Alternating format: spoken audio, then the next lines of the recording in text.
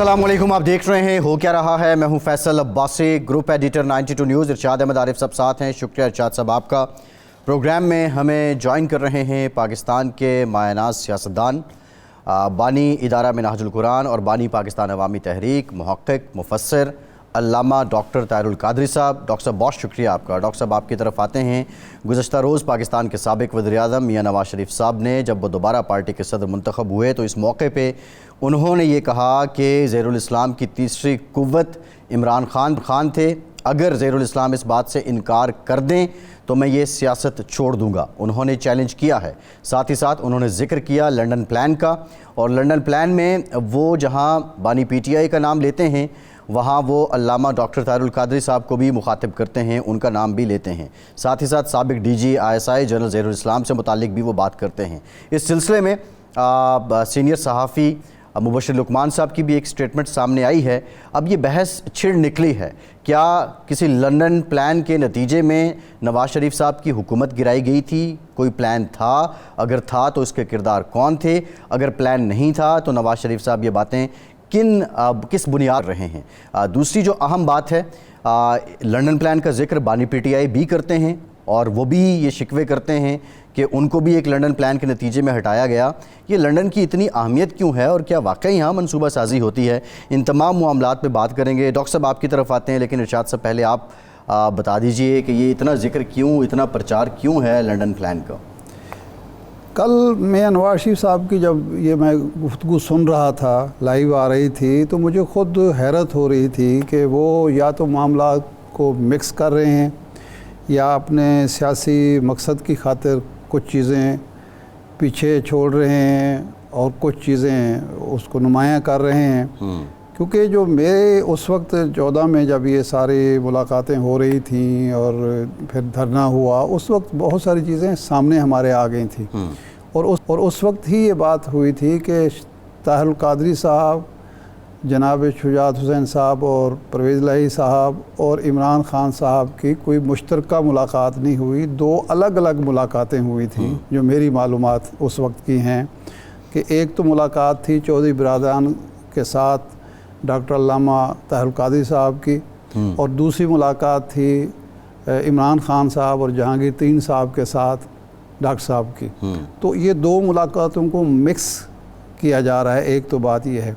दूसरा ये था कि डॉक्टर ताहिरुल कादरी साहब इससे पहले भी एक मिलियन मार्च कर चुके थे, लॉन्ग मार्च कर चुके थे, और वो एक पाकिस्तान में इंतखाबी इस्लाहात पर ज़ोर दे रहे थे। उनका नारा था कि सियासत की बजाय रियासत बचाओ, क्योंकि मौजूदा जो निज़ाम है ये रियासत को डुबो रहा है और इस वक्त सियासत से ज़्यादा रियासत की। आज नारा ये और लोग लगा रहे हैं, लेकिन उस वक्त भी ये नारा कल जो सियासत बचा रहे थे आज वो रियासत बचाने की बातें कर रहे हैं, और 2 साल से किए चले जा रहे हैं। तो एक तो ये था। दूसरा ये था कि जी उसमें किसी जर्नैल का जिक्र उस वक्त हमने नहीं सुना था कि वहाँ जो मुलाकातें हुई, ये बाद में मेरे ख्याल की गई। और मियाँ साहब ने पता नहीं मुबश्शिर लुकमान साहब का नाम भी ले दिया, लेकिन जो मुबश्शिर लुकमान साहब बात कर रहे हैं उसमें वो निगेट कर रहे हैं। वो ख़ुद ये कह रहे हैं कि जी मुझे तो मालूम नहीं है, जनरल ज़हीरुल इस्लाम के किरदार की नफ़ी कर रहे हैं और वो कह रहे हैं कि जनाब ऐसी कोई मुलाकात नहीं। जी, ये डॉक्टर साहब आप सुन रहे हैं, पहले भी आपने सुना होगा लंदन प्लान का, जिसमें आपकी भी शिरकत है। तो आप हमें बताइए ज़रा कि एक तो ऐसी कोई मुश्तरका मुलाकात आपकी हुई है जिसमें कोई जनरल भी शरीक हो, और क्या लंदन प्लान वाकई यही था कि मियां नवाज़ शरीफ साहब को इक़्तिदार से महरूम किया जाए? देखिए इरशाद आरिफ साहब, आपने इब्तदाई गुफ्तगू में अपनी मालूमात की रोशनी में बिल्कुल सही बात ऑलरेडी कर दी है। मैं आपकी बात की तौसीक करता हूँ। और नवाज शरीफ साहब जो कह रहे हैं कि लंदन में कोई ऐसी मुलाकात हुई जिसमें मैं, इमरान खान, जनरल ज़हीरुल इस्लाम, ये लोग मुश्तरका तौर पे शरीक थे, इसकी मैं पहले 2 बार बड़ी क़तईयत के साथ तरदीद कर चुका हूँ, मुस्तरद कर चुका हूँ, और ज़रूरत नहीं थी मज़ीद इस पर गुफ्तगू की, चूँकि आपका प्रोग्राम बड़ा मुवक्कर اور ایک اپنا مقام و مرتبہ رکھتا ہے. آپ نے پوچھ لیا ہے تو میں پھر دہراتے ہوئے اس الزام کو مسترد کرتا ہوں کہ لندن میں ایسی کوئی ملاقات نہیں ہوئی جس میں جنرل ظہیر الاسلام یا عمران خان یا چودھری برادران مشترکہ طور پہ موجود ہوں، بلکہ لندن میں جنرل ظہیر الاسلام سمیت کسی بھی اسٹیبلشمنٹ کے آفیسر کی میرے ساتھ قطعی طور پہ کوئی ملاقات نہیں ہوئی. اچھا ڈاکٹر صاحب، نواز شریف صاحب کو شاید کسی نے مغالطہ ذہن میں ڈال دیا ہے. اچھا، میں ریکارڈ درست کرنا چاہ رہا ہوں، وہ ریکارڈ درست کر لیں. دیکھیے، کسی اور سے کسی کی کیا ملاقاتیں ہوئی ہیں نہیں ہوئی مجھے معلومات نہیں ہے، نہ میں ان پہ کمنٹ کر سکتا ہوں. میں اپنی حد تک یہ بات بڑی وضاحت کے ساتھ وثوق کے ساتھ کہہ رہا ہوں کہ میرے ساتھ جنرل ظہیر الاسلام کی ملاقات نہیں ہوئی، یا میری اور عمران خان کی مشترکہ کوئی ملاقات بھی جنرل ظہیر الاسلام سے نہیں ہوئی. اور جنرل ظہیر الاسلام کو چھوڑیں، کسی بھی اسٹیبلشمنٹ کے آفیسر کے ساتھ پاکستان لندن میں کوئی ملاقات نہیں ہوئی. صحیح. لہٰذا یہ میں بار دیگر آپ کے کہنے پر اس کو مسترد کر دیا ہے. جی اچھا ڈاکٹر صاحب، انہیں کوئی مغالطہ ہے، میں چاہتا ہوں اپنا ریکارڈ درست کر لیں. کسی شخص نے انہیں غلط معلومات فراہم کی ہیں، کریکشن میں بہتری ہے. صحیح. اچھا ڈاکٹر صاحب، یہ فرمائیں کہ ایک ملاقات آپ کی چودھری شجاعت صاحب اور پرویز الہی صاحب سے ہوئی، اس میں ایک معاہدہ بھی ہوا، 10 نکاتی پیغام بھی بنا. پھر یہ عمران خان صاحب ان ملاقاتوں کا حصہ کیسے بنے؟ یہ انہی دنوں میں ہوا یا بعد میں ہوا؟ جی میں عرض کرتا ہوں، بڑا اچھا سوال کیا آپ نے. میں یہ بتانے لگا تھا کہ چودھری شجاعت حسین صاحب اور چودھری پرویز الہی صاحب کا مجھے کینیڈا میں ٹیلی فون آیا تھا اور انہوں نے ملاقات کا ٹائم مانگا تھا. وہ کینیڈا آنا چاہتے تھے. جی. میں نے انہیں کہا چودھری صاحبان کو کہ آپ کو لمبے سفر کی تکلیف ہوگی. میں آلریڈی اپنے تحریک منہاج القرآن کے کچھ پروگرامز کے سلسلے میں اور پاکستان عوامی تحریک کے کچھ پروگرامز کے سلسلے میں لندن اور انگلینڈ آ رہا ہوں. ان ڈیٹس میں آپ بجائے کینیڈا آنے کے آپ کو آسانی ہوگی لندن بھی آ کے مل لیں مجھے. وہ خوش ہو گئے، ٹھیک ہے. سو وہ 12 یا 14 لیڈرز تھے چودھری صاحبان کے ساتھ، وہ میرے ساتھ لندن میں آ کے ملے. 2 دن انہوں نے ملاقاتیں کی. وہ ایک سماجی معاہدہ تھا. میں اس ملک میں نظام کی تبدیلی کے لیے ایک تحریک چلا رہا تھا اور اس تحریک کے سلسلے میں آپ کو یاد ہے پروبیبلی 24 یا 25 دسمبر 2012 کو مینار پاکستان پر ایک تاریخ کا بہت بڑا جلسہ کیا تھا، جس کا آپ نے ذکر کیا کہ سیاست نہیں ریاست بچاؤ. یہ نعرہ پاکستان کی تاریخ میں نے دیا تھا سب سے پہلے. بالکل، کہ لوگ اس ملک کو بچانے کے لیے ضروری ہے کہ سیاست سے بالا تر ہو کے سوچیں. اس سلسلے میں ایک 10 نکاتی ایجنڈا تھا میرا، پبلشڈ، چھپا ہوا تھا. اس ملک میں سیاسی نظام میں تبدیلیاں، انتخابی نظام میں تبدیلیاں، سماجی نظام میں تبدیلیاں، خاص طور پہ الیکٹورل ریفارم سے ریلیٹڈ، تاکہ اس ملک میں نظام کے اندر بنیادی تبدیلیوں کی ضرورت ہے. یہ نظام ڈیلیور نہیں کر سکتا، عدل اور انصاف ڈیلیور نہیں کر سکتا. علامہ صاحب ایک بریک لیتے ہیں، واپس آتے ہیں، گفتگو کا سلسلہ یہیں سے جوڑیں گے. آپ سے مزید بھی ہم جانیں گے کہ یہ جو 2014 کا دھرنا تھا، اس دھرنے کے دوران کیا کچھ ہوتا رہا. یہ بھی شنید تھی کہ اس دوران بھی آپ کی کوئی ملاقات ہوئی، اس میں کتنی سچائی ہے، یہ بھی آپ سے جاننا چاہیں گے. ہمارے ساتھ رہیے.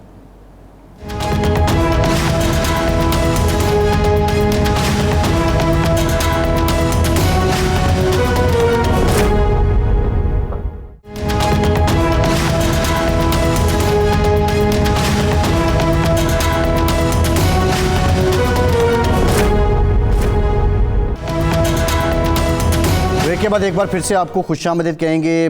ڈاکٹر طاہر القادری صاحب ہمارے ساتھ موجود ہیں. ڈاکٹر صاحب، مبشر لقمان صاحب کا بھی ہم نے ذکر کیا تھا، جو ان کی حالیہ سٹیٹمنٹ ہے، اور وہ اس متعلق جو آپ کی ملاقات ہے جس کی آپ بھی تردید کر رہے ہیں، تقریباً آپ سے ملتے جلتے وہ خیالات رکھتے ہیں. ایک تو وہ آپ کی بات کی تائید کر رہے ہیں کہ کوئی ملاقات جنرل صاحب سے نہیں ہوئی ہوگی، لیکن وہ ساتھ ہی کہہ رہے ہیں کہ اوروں کو ملے ہوں گے، بڑوں کو ملے ہوں گے. اس سے کیا مراد لی جائے؟ نہیں، اس سے کچھ بھی مراد نہیں ہے. وہ صرف اپنی برات دے رہے ہیں کہ میرے ساتھ ان کی کوئی ملاقات نہیں ہوئی، میں ایسی کسی میٹنگ میں ان کے ساتھ شریک نہیں ہوا. اچھا ڈاکٹر صاحب یہ جو کے طور پہ ہر آدمی بھی کہے گا نا, جی میں بھی کہوں گا جی کہ مجھے علم نہیں ہے کہ جنرل ظہیر الاسلام اس زمانے میں لندن تھے یا نہیں تھے, اگر تھے تو کس سے ملے, مجھے علم نہیں ہے. میں تو صرف اپنی بات کر سکتا ہوں کہ میرے ساتھ ملاقات نہیں ہوئی یا میری کسی میٹنگ میں شریک نہیں تھا. بس انسان اس حد تک بات کر سکتا ہے. انہوں نے بھی اسی طرح کی بات کی ہے جو تائید کر دی ہے میری بات کی. اچھا ڈاکٹر صاحب ایک تو یہ چلو کلیئر ہو گیا بالکل کہ وہ اس میں کوئی عسکری شخصیت نہیں تھی اور آپ کی مشترکہ ملاقات بھی نہیں ہوئی, الگ الگ ملاقاتیں ہوئیں, عمران خان صاحب سے الگ ہوئی اور چودھری برادران سے الگ ہوئی, چودھری برادران سے معاہدہ بھی ہوا, لیکن یہ طے ہوا کہ جی یہاں لانگ مارچ ہوگا, دھرنا ہوگا. اس وقت تک سانحہ ماڈل ٹاؤن نہیں ہوا تھا. تو یہ جو پلاننگ ہوئی وہاں, یہ کن نکات پر یہ آپ کا لانگ مارچ ہونا تھا اور دھرنا ہونا تھا, اور جب آپ آئے تو آپ کو روکنے کے لیے جو سانحہ ماڈل ٹاؤن برپا کیا گیا اس کے پیچھے کون سا خوف تھا اس وقت کی حکومت کا؟ دیکھیے ارشاد عارف صاحب, آپ کے سوال میں سوال کے دو حصے ہیں. پہلی بات تو کلیئر ہے کہ قافلی کے رہنماؤں سے کسی قسم کے لانگ مارچ کا ڈسکشن نہیں ہوا اور کسی قسم کے دھرنے کا بھی ڈسکشن نہیں ہوا. انہوں نے اپنے تعاون کی یقین دہانی کروائی میرے یا پاکستان عوامی تحریک کے جی تائید کی کہ ہم آپ کو ساتھ چلیں گے, سپورٹ کریں گے. ختم ہو گئی. اور جو شام کے وقت جی جی میسیج آیا میرے اسپوکس پرسن کو, اچھا, اور میرے اسپوکس پرسن کا نام شاہد مرسلین ہے. ان کو ٹیکسٹ میسیج آیا کہ عمران خان صاحب لندن آئے ہیں اور وہ آپ سے ملنا چاہتے ہیں, کل کا کوئی دن اگر ہو سکتا ہے تو ملاقات کر لیں. سو اس طریقے سے ہم نے ایک جگہ فکس کر دی. تو عمران خان صاحب سے الگ ملاقات ہوئی, اس میں ان کے ساتھ جہانگیر ترین صاحب شریک تھے, ایک ان کی پارٹی کا لوکل لندن کا آدمی, ان کی اپنی پارٹی پی ٹی آئی کا اور تھا. بس یہ کل لوگ تھے. میرے ساتھ بھی میری جماعت کے 2 آدمی موجود تھے. ہمارے علاوہ پاکستان کی عسکری طاقتیں یا ایجنسیز اسٹیبلشمنٹ کا کوئی آدمی یا گورنمنٹ کا سرکاری, نہ کوئی جنرل موجود تھا, نہ کوئی بریگیڈیئر, نہ کوئی نیچے کیپٹن, کوئی شخص موجود نہیں تھا. اور نہ ایک دوسرے کو کوئی میسج کسی نے پہنچایا. اب وہ اس ملاقات میں ہماری ڈسکشن صرف اتنی ہوئی, ہم نظام کی تبدیلی کی اسٹرگل کر رہے تھے اور اس کے لیے ایک اپنا آگے پروگرام ترتیب دے رہے تھے جو ابھی فائنل نہیں ہوا تھا. عمران خان صاحب کا مسئلہ یہ تھا کہ وہ انتخابات میں دھاندلی ہونے پر ان کو شکایت تھی. وہ خاص طور پہ غالباً 4 حلقوں کو کھلوا کے ان میں ری کاؤنٹنگ کا احتجاج تھا, وہ کرنا چاہتے تھے. تو ہم اپنے اپنے نقطہ نظر پر ڈسکشن کرتے رہے, تبادلہ خیال ہوا. وہاں دھرنا دینے اور نواز شریف کو آؤسٹ کر دینے اور اٹھا کے پھینک دینے, اس کی کوئی ڈسکشن ہمارے موضوع میں شامل نہیں تھی. وہ میری تحریک کے بارے میں معلومات لینا چاہتے تھے کہ آپ کا پروگرام کیا ہے, ایجنڈا کیا ہے. میں نے ان کی تحریک کے بارے میں, وہ مجھے معلوم ہوا کہ وہ ری پولنگ چاہتے تھے 4 حلقوں میں. یہ ڈسکشن ہوئی, ایک روٹین کی ملاقات ہوئی. صرف انہوں نے مجھے ریکویسٹ یہ کی, ان کو علم تھا کہ چودھری صاحبان آئے ہوئے ہیں اور مجھ سے 1 دن پہلے مل چکے ہیں, اسی دن صبح مل چکے ہیں. کہا کہ میری ملاقات کا ذکر چودھری صاحبان سے نہ کیجیے گا. میں نے کہا ٹھیک ہے, نہیں کروں گا, دیٹس اٹ. سو میں نے ان کی ملاقات کا ذکر ان سے نہیں کیا, ان کی ملاقات کا ان سے نہیں ذکر کیا. مگر دونوں ملاقات میں کوئی اسٹیبلشمنٹ کا فرد یا کوئی آفیسر بشمول جنرل ظہیر الاسلام کے شریک نہیں تھا. بس یہ میں نے کیٹیگوریکلی اس کی نفی کی. ٹھیک, صحیح ہے. اگلا یہ آپ تشریف لاتے ہیں پاکستان میں, آپ کا جہاز لاہور میں نہیں اترنے دیا جاتا, اسلام آباد میں اتار لیا جاتا ہے, پھر ہنگامہ ہوتا ہے. اور وہ تو خیر سانحہ ماڈل ٹاؤن پہلے برپا ہو چکا تھا, اس کا بھی خوف ہوگا, لیکن یہ سانحہ ماڈل ٹاؤن کیوں ہوا, کیا وجہ تھی؟ یہ آپ کے آنے کا خوف تھا یا کچھ اور چیزیں چل رہی تھی؟ اس پر میں کوئی کمنٹ نہیں کر سکتا. اس کا جواب آج تک مجھے نہیں ملا کہ میں کینیڈا میں بیٹھا ہوں. میں اس ملک میں انتخابی, سیاسی اور سماجی نظام میں ایک مثبت تبدیلیاں چاہتا ہوں. اس ملک کے عوام کے لیے, اداروں کے لیے, سیاسی جماعتوں کے لیے, اگلی نسلوں کے لیے ایک خیر کی تبدیلی چاہتا ہوں، مثبت تبدیلیاں چاہتا ہوں کہ نظام ڈیلیور نہیں کر رہا، کسی کو عدل و انصاف نہیں مل رہا، غریب کو روزگار نہیں مل رہا، عدالتیں انصاف دینے سے قاصر ہیں، پارلیمنٹ اچھی لیجسلیشن ملک اور قوم کے حق میں کرنے سے قاصر ہے، ہر آدمی اپنے مفادات اور ذاتی غرضوں کے اندر بند ہے، ملک میں صرف انتقام ہے، دشنام ہے، گالی گلوچ ہے، ڈیلیور نہیں ہو رہا، لوگ مر رہے ہیں، ملک کمزور ہو رہا ہے۔ میری تو صرف کنسرن یہ تھا کہ اس ملک کے نظام کو اس طرح اچھی تبدیلیوں سے ہمکنار کیا جائے کہ پاکستان بچے۔ جو قائد اعظم نے پاکستان دیا تھا، جو 1947 میں لاکھوں قربانیوں کے نتیجے میں ملا تھا، اس پاکستان کو بچایا جائے، بنایا جائے، آگے بڑھایا جائے۔ تو میں تو یہ سٹرگل کر رہا تھا، میری تو اس کے علاوہ کوئی عسکری جنگ نہیں تھی۔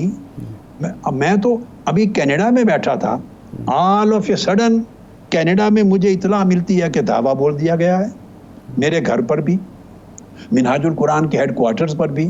تو میں تو کینیڈا میں تھا، یہ 17 جون کو واقعہ ہوا، میں تو پاکستان میں آیا ہوں 26 یا 27 جون کو، ثانیہ ماڈل ٹاؤن کے 10 دن بعد آیا ہوں۔ تو میں نے تو سارا پاکستان کے ٹی وی چینل پہ کینیڈا میں واچ کر رہا تھا، حملہ کر دیا، 14 بے گناہ نہتے کارکن شہید کر دیے، رات کے 12 بجے سب اپنے گھروں میں سوئے ہوئے تھے۔ اب میں جو کچھ بتا رہا ہوں یہ پاکستان کے 40 قومی میڈیا چینلز دکھا رہے تھے، براہ راست سوئے ہوئے تھے، کسی کو خبر ہی نہیں تھی۔ اس طرح حملہ کر دیا جیسے کوئی دشمن ملک کسی ملک پر رات کے اندھیرے میں سوئے ہوئے بے گناہ لوگوں پہ حملہ آور ہو جاتا ہے۔ کس نے کیا بگاڑا تھا؟ نہتے لوگ گھروں میں سوئے ہوئے تھے، 2 خواتین کو شہید کر دیا، بچوں کو شہید کر دیا۔ یہ بتائیے گا کہ آپ پاکستان آگے لانگ مارچ کا آغاز ہو گیا، بانی تحریک انصاف نے سولو فلائٹ لے لی، کیا یہ مشترکہ حکمت عملی تھی آپ کی اور ان کی، یا تحریک انصاف میں کچھ لوگ، کوئی گروپ ایسا بھی تھا جو آپ سے الرجک تھا، یہ اس کا فیصلہ تھا؟ میں کومنٹ کروں گا تو یہ پولیٹکس کا دائرہ شروع ہو جائے گا۔ میں پاکستان کی پولیٹکس سے ٹوٹلی ریٹائرمنٹ کا اعلان کر چکا ہوں، پاکستان کی سیاست میں کبھی بھی پلٹنا نہیں چاہتا، نہ اس وقت ارادہ ہے، نہ پوری زندگی میں کبھی واپس پلٹ کے آنا چاہتا ہوں۔ میں پاکستان کی پولیٹکس کو ایکچولی پولیٹکس ہی اب نہیں سمجھتا، وہاں سیاست نام کی کوئی چیز رہ ہی نہیں گئی، اور میں ویسے 2018 میں ریٹائرمنٹ کر دی۔ وہ سبجیکٹ جو آگے پولیٹکس میں گھسیٹ کے کسی کو لے جائیں گے، میں انہیں آج انٹرٹین نہیں کروں گا، میں اس کو چھوڑ دیا، میں نے اپنے حصے کا فرض ادا کر دیا، سٹرگل جتنی کرنی تھی کر دی۔ اس کے بعد بہت بڑے کام ہیں اس امت مسلمہ کے لیے، اگلی نسلوں کے لیے، اس دین کی قدروں کے تحفظ کے لیے، علم آگے پہنچانے کے لیے، میرے تفسیر کے، حدیث کے، علوم کے جو میں کر رہا ہوں، میں اس میں بیزی ہوں۔ یہ تو اتفاقاً ایک مخصوص قسم کا الزام لگ گیا، ایسے ہی میرا نام لے کر، ایک جنرل کا نام لے کر، تو میں نے سمجھا کہ میں ریکارڈ درست کر دوں۔ باقی پولیٹکس ہے، لوگ سیاست کھیلتے ہیں، جو چاہیں کہیں ان کا رائٹ ہے، مگر جب مخصوص الزام لگے تو میں نے صرف ریکارڈ درست کرنے کے لیے اس بات کو انٹرٹین کیا۔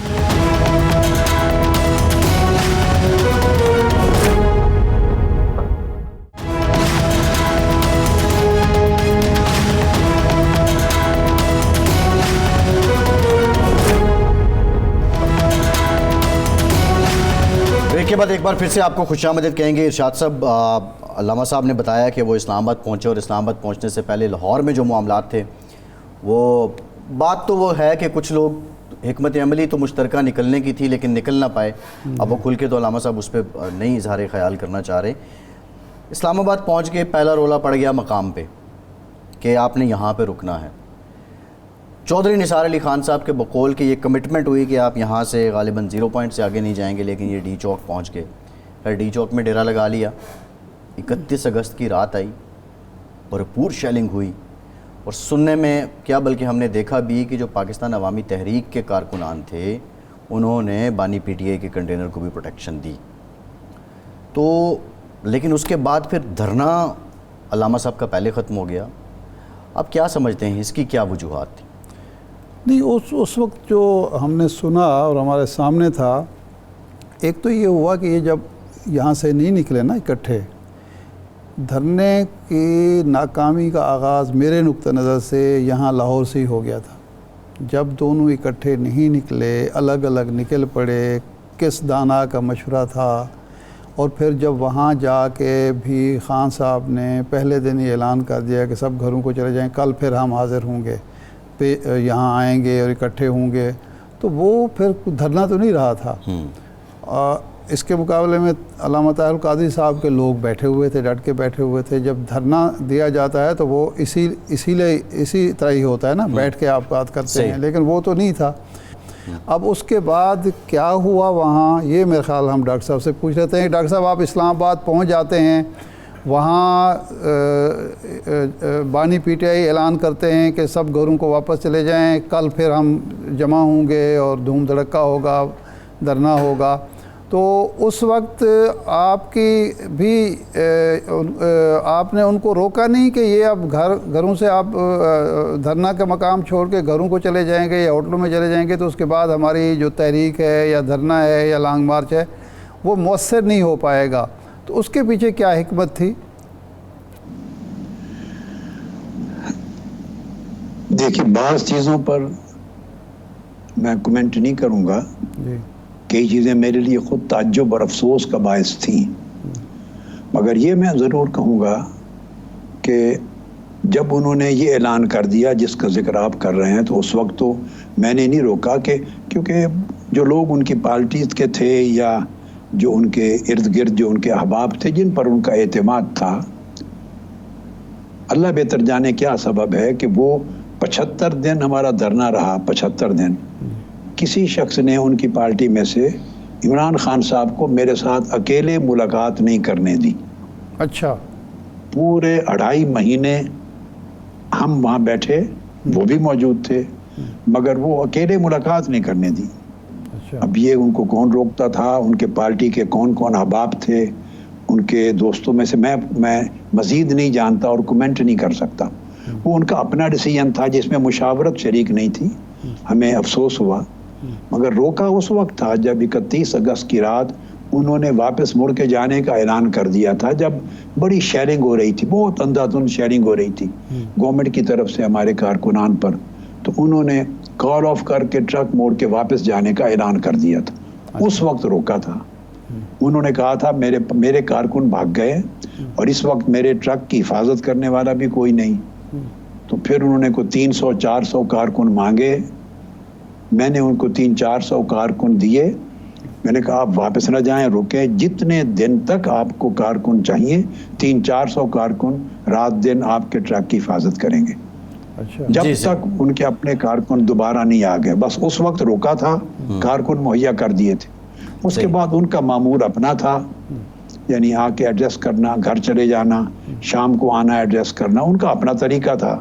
ہمارا طریقہ بیان کر چکے ہیں، ہم 2.5 مہینے موو نہیں کیا۔ میں تو کنٹینر چھوڑ کے 1 سیکنڈ کے لیے باہر نہیں گیا، 1 سیکنڈ کے لیے 2.5 مہینے صرف میں خطاب کرنے کے لیے نکلتا تھا، آپ لوگ موجود ہوتے تھے۔ ایگزیکٹلی یہ ہم نے وٹنس کیا علامہ صاحب۔ اس دوران ایک اور معاملہ بھی رپورٹ ہوا کہ اس وقت کے army chief general Raheel Sharif کے ساتھ 2.5 گھنٹے طویل آپ کی ملاقات ہوئی، اور اس ملاقات میں بانی پی ٹی آئی 20 منٹ کے بعد اٹھ کر چلے گئے۔ اس ملاقات کی کیا آپ تصدیق کرتے ہیں، اور اس ملاقات میں کیا دھرنا بھی ڈسکس ہوا، اور دھرنے کے علاوہ اور کون سے امور پر بات چیت ہوئی؟ نہیں، تصدیق تو وہ تو منظر عام پر آ چکے ہیں نا۔ صرف ڈاکٹر صاحب یہ بتائیں کہ آپ کی طویل ملاقات میں کیا کیا موضوعات تھے، جبکہ ان کے ساتھ ملاقات 15-20 منٹ میں ختم ہو گئی تھی؟ دیکھیے، وہ یہ بات ضروری ہے یہاں اس موقع پر میں ایک اور چیز بتا دوں۔ یہ وہ ملاقات ہے جو نواز شریف صاحب کے کہنے پر ہوئی، آپ یہ بات ذہن میں رکھ لیں۔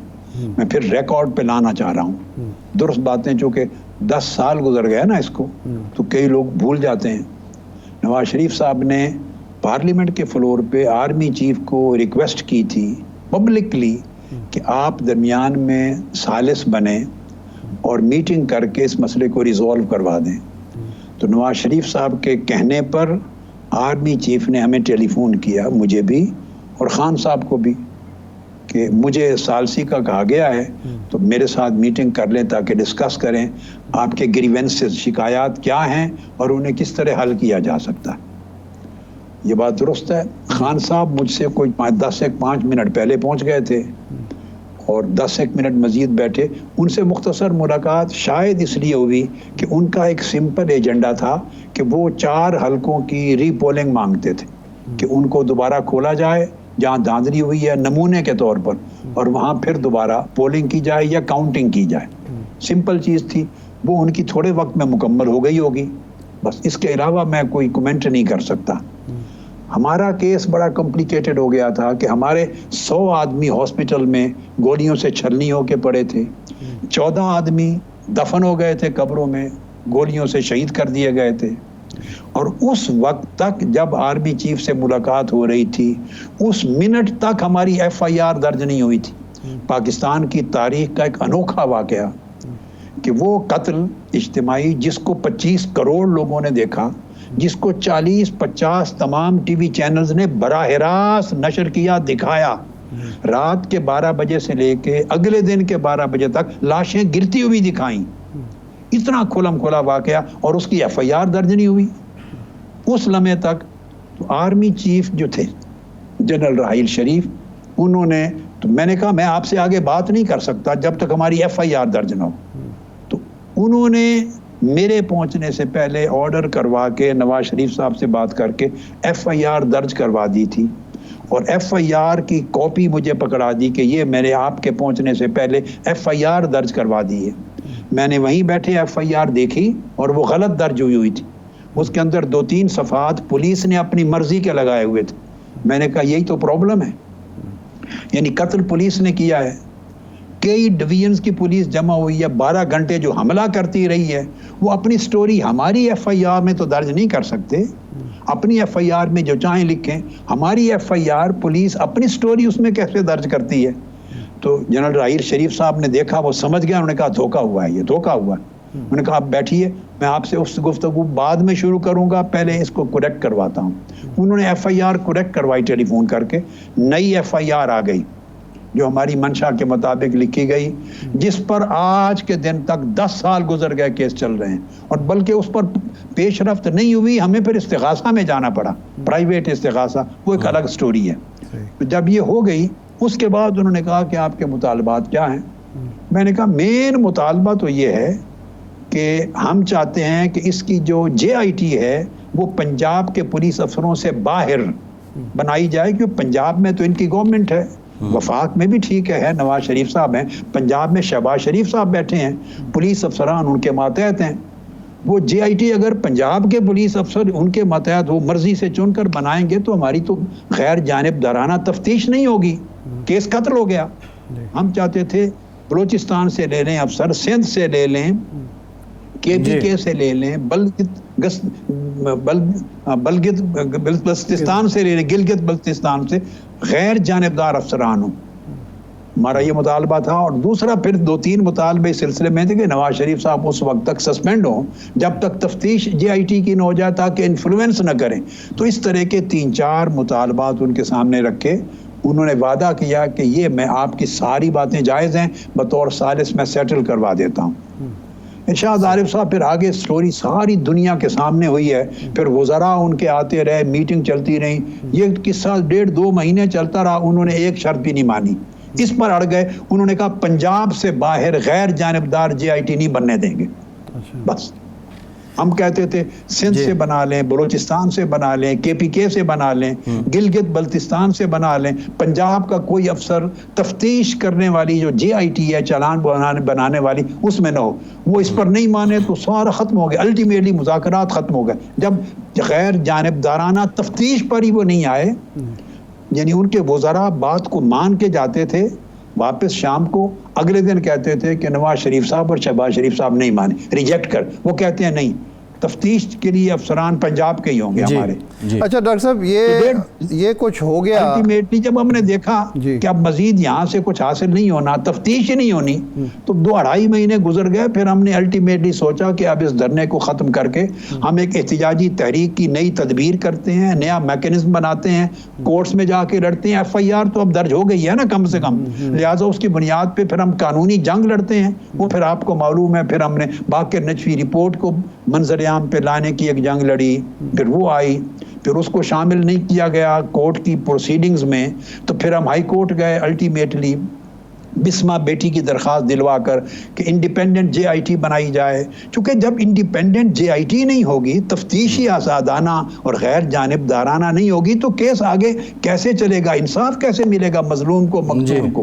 ڈاکٹر صاحب پھر سپریم کورٹ آئے, جی سپریم کورٹ میں نے بحث کی, سپریم کورٹ نے پورے بینچ میں جے آئی ٹی بنانے کی اجازت دی, وہ جے آئی ٹی بنی. اس جے آئی ٹی نے پھر شہادتیں ریکارڈ کی, وہ ساری جے آئی ٹی باہر سے بنی, باقی صوبوں سے شہادتیں ریکارڈ ہوئی, بیانات قلم بند ہوئے.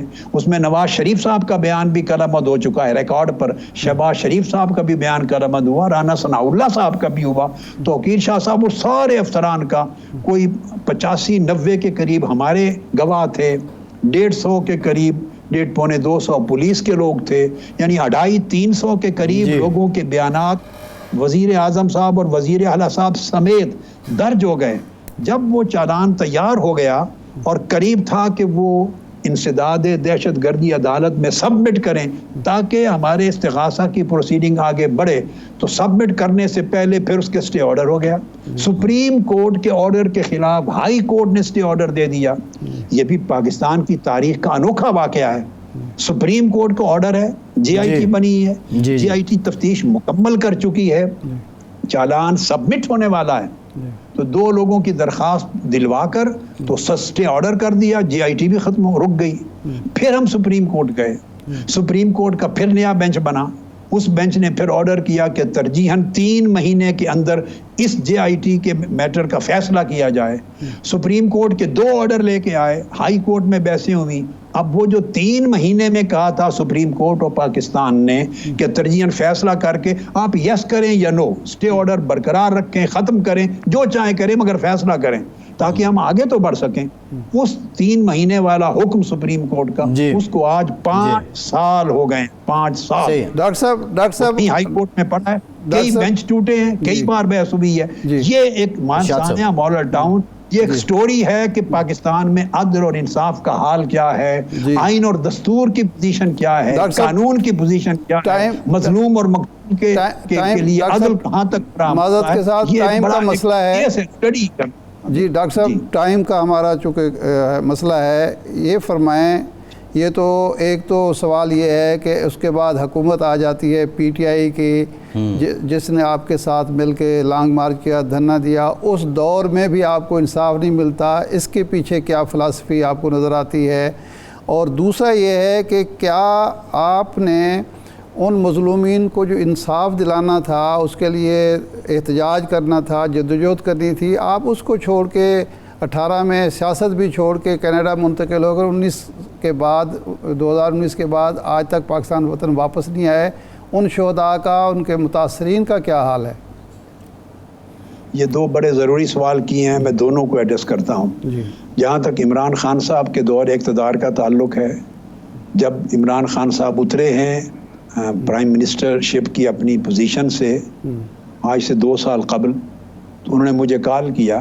میں نے ان کو اسی پہلی کال میں یہی شکوہ کیا تھا جو آپ نے سوال کیا, کہ 4.25 سال آپ کا دور اقتدار رہا, جو کیس کورٹس میں چل رہے تھے وہ میں بات آپ سے نہیں کرتا, وہ تو کورٹس کا میٹر ہے, مگر جو ہمارے ہزارہ کارکنان پہ ناجائز مقدمات اور ایف آئی آریں بنی ہوئی تھی حکومت کی طرف سے, وہ ناجائز مقدمے تو ختم کر سکتے تھے. تو عمران خان صاحب نے جب ایک جملہ اس کے جواب میں بولا, انہوں نے کہا میرے بس میں کچھ نہیں تھا. اچھا, اس کے بعد آگے گفتگو کی گنجائش ہی نہیں رہی. میں نے کہا آپ کے بس میں کچھ نہیں تھا تو آپ وزارت عظمیٰ کی کرسی پر کیوں بیٹھے رہے؟ انہوں نے کہا جب آپ ملیں گے تو بات کروں گا, بس. اچھا, دوران وزارت عظمیٰ اب آ جائیں آپ, وزارت آ جائیں, نہیں وہ 2018 جو میرا آنا, جب ہم نے یاد رکھ لیں جے آئی ٹی کے لیے درخواست دی اور چیف جسٹس آف پاکستان نے سپریم کورٹ میں جب جے آئی ٹی بنا دی, انہوں نے ہم سے کمٹمنٹ لی تھی کہ آپ کی درخواست پر جے آئی ٹی بن گئی ہے, لہٰذا کمٹمنٹ دیں کہ آج کے بعد سڑکوں پر احتجاج نہیں ہوگا. اچھا, اب عدالتوں میں قانونی جنگ لڑیں گے. ہمارے لائرز نے کمٹمنٹ دی کہ احتجاج پورا ہو گیا, جے آئی ٹی بن گئی, تفتیش ہوگی, اب احتجاج نہیں ہوگا. اب اس کے بعد فزیکل پروٹیسٹ, سڑکوں کے احتجاج کو تو سپریم کورٹ آف پاکستان کے چیف جسٹس نے بین کر دیا, پبلکلی اعلان کر کے. اب سڑکوں تو پہ احتجاج کرنا نہیں تھا, تو میں فزیکلی وہاں بیٹھوں یا کینیڈا بیٹھو، اس سے کیا فرق پڑتا ہے؟ اب جنگ لڑنی ہے عدالتوں میں، عدالتوں میں ہمارے نصف درجن کے قریب وکلاء ہیں، ہم انسداد دہشت گردی عدالت میں بھی روز کیس لڑ رہے ہیں، فیسیں دے رہے ہیں، کل بھی تاریخ تھی، پچھلے جمعے کو بھی، اس کے جمعے کو بھی 2-3 اپیلیں ہائی کورٹ میں ہیں۔ بیرسٹر علی ظفر، ان سے پوچھئے، وہ ہمارے لائر ہیں، اور اظہر صدیق وہ ہمارے لائر ہیں، وہ رانجھا صاحب جو ہیں، جی خالد رانجھا صاحب، علامہ صاحب، ڈاکٹر صاحب وہ ہمارے لائر ہیں، وقت کی قلت کی بنیاد پر میں لائر ہیں، ہم فیسیں دے کے ہائی کورٹ میں لڑ رہے ہیں، 2 اپیلیں سپریم کورٹ میں پڑی ہیں، ان کی تاریخ نہیں لگ رہی۔ جب سڑکوں کا احتجاج نہیں ہے تو میں نے کس چیز کو لیڈ کرنا ہے؟ اب ہے عدالتوں کی جنگ، عدالتوں میں وکلاء 10 سال سے جنگ لڑ رہے ہیں، 10 سال سے، اب عدالتیں تو ہمارے اختیار میں نہیں ہیں۔ جی صحیح ہے، کبھی بینچ وقت کی قلت کی وجہ سے، اگر جنگ لڑ رہے ہیں، وقت کی قلت کی وجہ سے میں بار بار مداخلت کر رہا ہوں۔ شہداء کی فیملیز کو، شاہد عارف صاحب، آج کے دن تک 10 سال ہو گئے ہم فائنانشل سپورٹ کرتے ہیں، ہر مہینے کی یکم کو ان کو گھر کا خرچہ دیتے ہیں، ان کے بیٹے بیٹیوں کی شادیاں آج کے دن تک ہم کرواتے ہیں، کسی کا گھر گر گیا تو ہم تعمیر کرتے ہیں۔ پاکستان کی تاریخ میں شہیدوں کی مدد کسی نے اتنی نہیں کی۔ ٹائم ختم ہو جائے گا۔ پاکستان اس وقت جس سیاسی معاشی بحران کا شکار ہے، اس سے نکلنے کی کوئی صورت آپ کو نظر آتی ہے؟ آپ کے ذہن میں کوئی خاکہ ہے؟ اس پر ذرا اختصار سے جواب دے دیجئے، کیونکہ ٹائم ختم ہونے والا ہے۔ کتنے منٹ ہیں؟ میں اختصار، بڑا خوبصورت سوال کیا آپ نے، کتنے منٹ ہیں؟ 2 منٹ ہیں علامہ صاحب، 2 منٹ ہیں۔ 2 سے 3 کر لیں، میں اختصار سے جواب دیتا ہوں۔ جی اچھا سوال ہے آپ کا۔ میرے نزدیک اس بحران سے نکلنے اور پاکستان کو بچانے اور آگے بڑھنے کا صرف ایک ہی راستہ ہے، صرف ایک راستہ، کہ آقا علیہ السلام کی سنت جو فتح مکہ کے دن تھی پلٹ کر اس پر آ جائیں، اس سے رہنمائی لی جائے، ایک دوسرے کو معاف کریں۔ پاکستان اس وقت کسی بیرونی جنگ کے خطرے میں نہیں ہے، مگر سارا پاکستان اور پاکستان کا ہر طبقہ ہر وقت حالت جنگ میں ہے۔ اگر ہم ایک دوسرے سے انتقام لیتے رہیں گے، دشنام گالی دیتے رہیں گے، تو کبھی بھی مسئلہ حل نہیں ہوگا۔ اگر قصور ناپیں گے تو میرا خیال ہے کوئی ایک طبقہ بھی 100% بے قصور نہیں ہے، کسی کا کم، کسی کا زیادہ، مگر ہر شخص قصوروار نکلے گا۔ میں کیٹیگوریکل کہ ہر شخص قصوروار ہے، ہر جماعت قصوروار ہے، ہر طبقہ آپ کو قصوروار ملے گا، لہٰذا بلیم گیم سے باہر نکلنا ہوگا، جنگ بندی کی جائے، آپس میں عام معافی کا اعلان کیا جائے، تمام سیاسی اور غیر سیاسی قوتیں مل بیٹھیں، اور میں نہیں کہتا پبلکلی معافی مانگیں، آپس میں اپنے گناہ کا اعتراف کریں اور اپنی حدود کا سر نو تعین کریں، اپنے دائرہ کار کا سر نو تعین کریں، ایک دوسرے کو معاف کر دیں، اور سب سے بڑھ کر خدا کے لیے پاکستان کو معاف کر دیں، پاکستان کو معاف کر دیں، پاکستان کو معاف کر دیں، اس لیے کہ 45 اور 47 فام کی جنگ نے، فام 45-47 کی جنگ نے لوگوں کے ذہنوں میں 1947 کو مشکوک بنا دیا ہے۔ پاکستان کی سالمیت سے تعلق ختم ہو گیا ہے، حب الوطنی ختم ہو رہی ہے، پاکستان کا جھنڈا کسی ہاتھ میں دکھائی نہیں دیتا بچوں میں، ترانے شاید یاد نہ ہوں۔ خدا کے لیے پاکستان کو معاف کریں، اگلی نسلوں کو معاف کریں، ہم مل کر بیٹھیں، ریاستی، معاشرتی، سیاسی سطح پر ایک نئے سوشل کانٹیکٹ کی ضرورت ہے، نئے سوشل کانٹیکٹ کی ضرورت ہے، اور ہم حلقہ بندیاں جیسے الیکشن میں کرتے ہیں، اس طرح تمام طبقات اور جماعتیں اپنی حد بندیاں کریں، ہر ایک نے حدود سے تجاوز کیا ہے، ہر ایک نے حدود سے تجاوز کیا ہے، اور جو رول ہے وہ رول صحیح ادا نہیں ہوا۔ اگر ہم یہ ریئلائز کر لیں، اور آئین اور قانون دونوں گم شدہ ہیں، پھر بازیاب کرنے کی ضرورت، آئین کو ڈھونڈ کے لے آئے کہاں گیا، قانون ڈھونڈ کے لائیں کہاں گیا، ان کو کس نے غائب کر دیا، کس نے کڈنیپ کر دیا۔ پروڈیوسر صاحب کو ختم کر کے پاکستان بچانے کے لیے مل کے بیٹھیں، ایک نئی تدبیر وضع کریں، نئے سرے سے حدود متعین کریں، حد بندی کریں، انشاءاللہ پاکستان کی بہتری کا راستہ نکل آئے گا۔ ڈاکٹر صاحب، پروڈیوسر صاحب نے ہمیں 1 منٹ اور عنایت کر دی ہے۔ یہ غزہ میں اس وقت جو ظلم بربریت ہو رہی ہے، وحشت اور درندگی کا کھیل کھیلا جا رہا ہے، عالم اسلام اتنا کمزور کیوں ہے، اس قدر بے بس کیوں ہے، بے حس کیوں ہے کہ ہم 35,000 فلسطینیوں کی قربانی دے کر بھی اس جنگ کو روک نہیں پا رہے؟ بڑا سمپل جواب ہے. بڑی بدقسمتی ہے کہ عالم اسلام کی حکمرانی غلاموں کے ہاتھ میں ہے. ملک آزاد نہیں ہے، نہ اپنی فورن پالیسی میں نہ ملک کے داخلی معاملات میں. یعنی نام عالم اسلام کا ہے مگر ہے عالم محکومیت اور عالم غلامی. اپنے قدموں پہ کھڑا ہونا ہوگا. اگر آپ کاسا لے کر مانگیں گے اور قرض پر اور خیرات پر جیئیں گے تو آپ نہ سیاسی طور پہ آزاد ہیں، نہ معاشی طور پر، نہ بین الاقوامی خارجہ پالیسی کے طور پہ. آپ خود مظلوم ہیں، کسی مظلوم کی مدد کیا کریں گے؟ ضرورت ہے کہ آپ اپنے قدموں پہ کھڑے ہوں، اپنی غیرت کو بحال کریں، اپنی حقیقی آزادی کو بحال کریں، ایک دوسرے کو برداشت کریں اور آگے علامہ صاحب مختصراً بتا دیں، حوصلہ پیدا کریں. علامہ پھر صاحب آپ غزہ کے لیے بھی، کشمیر کے لیے، ہر ایک کی علامہ مدد صاحب کرنے کے قابل ہوں. اس وقت پاکستان کے حالات میں آپ کا کردار کیا ہو سکتا ہے؟ آپ اس تناؤ کو ختم کرنے کے لیے کیا خدمات دے سکتے ہیں؟ یہ آپ نے یہ بھی بہت اچھا سوال کر دیا. پہلی بات تو یہ ہے کہ پاکستان کے حالات آج ہوں یا کل، میرا کوئی سیاسی کردار نہ ہے، آئندہ نہ ہوگا. میں پولیٹیکل چیپٹر ٹوٹلی کلوز کر چکا ہوں. میں کبھی بھی پاکستان کی سیاست میں واپس پلٹ کے آنے کا خیال نہیں رکھتا اور انشاءاللہ نہیں ہوگا. تو سیاسی کردار تو ختم ہے، اس کا کوئی طبقہ یہ خیال نہ کرے. البتہ جو میں نے سجیسٹ کیا ہے، اگر مل بیٹھ کر انتقام کی بجائے استحکام کا سوچیں، پاکستان کے فیوچر کو برائٹ کرنے کا سوچیں، نسلوں کو سوچیں، تو میں مل بیٹھ کر آگے بڑھنے کا سوچیں. علامہ ڈاکٹر طاہر القادری صاحب، ڈھائی معذرت کے ساتھ ٹائم ختم ہو گیا ہے. بہت بہت شکریہ آپ کے وقت کا. آپ ہمارے ساتھ موجود تھے. ارشاد صاحب آپ کا شکریہ. آج کے پروگرام سے اتنے، اجازت دیجیے.